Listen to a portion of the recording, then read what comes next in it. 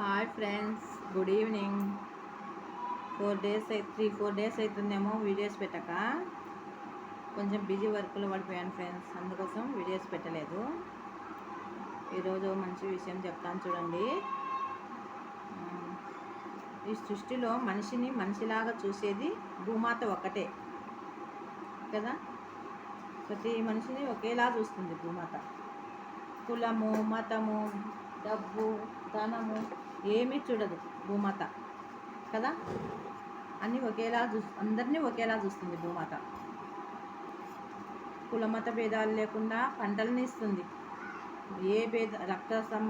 రక్త భేదాలు లేకుండా తనలో కలిపేసుకుంటుంది.